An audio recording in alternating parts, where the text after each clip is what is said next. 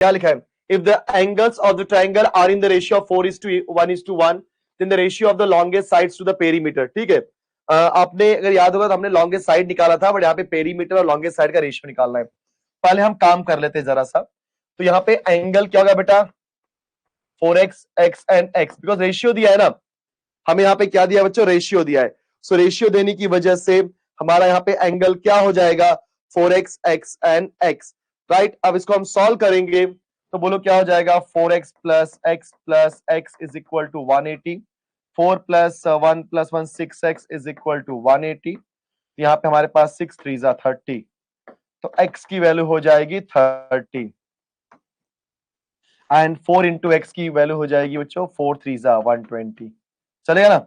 हाँ, तो आपका एंगल क्या मिल गया, 120 degree and 30 degree and 30 degree. देखो सभी लोग सही ना बच्चों, आपके तीन एंगल आ गए, 120 30 एंड 30। अब इसमें से इफ यू वांट, इसको बोल दो एंगल ए, इसको बोल दो एंगल बी और इसको बोल दो एंगल सी। अब हमें यहाँ पे क्या बोला है, साइड्स के बारे में डिस्कस करने बोला है बच्चों, साइड्स के बारे में। तो रेशियो अगर हमें बात करना है तो अब हम लोग जरा दिमाग लगाते हैं, अगर एंगल बी और एंगल सी की 30-30 है तो इसका मतलब साइड बी और साइड सी भी क्या हो जाएंगे, आपस में इक्वल, है ना। साइड बी और साइड सी भी आपस में क्या हो जाएंगे, इक्वल। अब कैसे भी करके जरा समझने की बात करना सभी लोग, इसको हम ले लेते हैं एक नंबर, इसको हम ले लेते हैं y, बिकॉज जब तक साइड की वैल्यू नहीं आएगी तब तक काम होने वाला नहीं है। अब बच्चों आपने सीखा है कि अगर हमको दो साइड को ना, ये हमें a दिया है ना बराबर, अब हमें यहाँ पे एंगल साइड a निकालना है, तो वी नो दैट कि cos a का फॉर्मूला क्या होता है बच्चों, b square plus c square minus a square divide bye 2bc।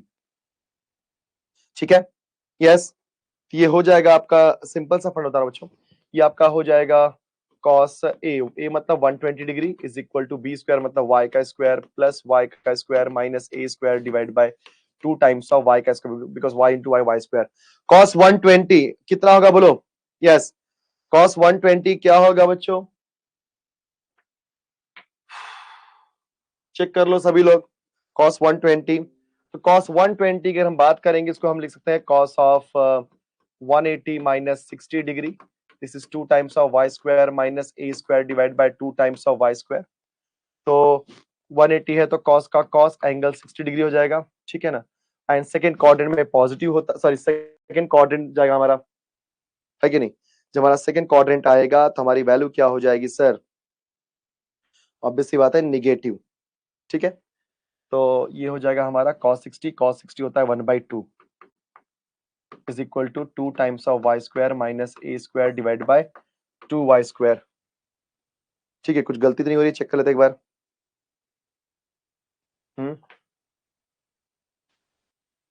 तो 2y स्क्वायर वहां जाएगा तो minus 2y square divide by 2 is equal to 2y square minus a square, 2 cancel, तो हम लिखते हैं a स्क्वायर, यहाँ पे लिखते हैं 2y स्क्वायर उधर ही है, माइनस y स्क्वायर वहां गया plus y square, so a square is equal 3 times of y square, a की वैल्यू हो जाएगी √3 टाइम्स ऑफ y। चलो a भी आ गया, मतलब आप समझ रहे हो मैं क्या बोलने वाला हूँ। देखो रेशियो अपने पास आ चुका है, ठीक है, हमारे पास b और c की वैल्यू y है और a की वैल्यू √3y है। अब समझो हमें एक्चुअल वैल्यू क्या करनी है, हमें निकालना है the ratio of the longest side to the perimeter. तो ऑब्वियस सी बात है यार, सबसे बड़ा एंगल a है तो सबसे बड़ा साइड भी क्या होगा, यस साइड a, तो उसका रेशियो पेरीमीटर के साथ। तो पेरीमीटर क्या होता है बच्चों, sum of all sides a plus b plus c। Now what is a, it is √3y।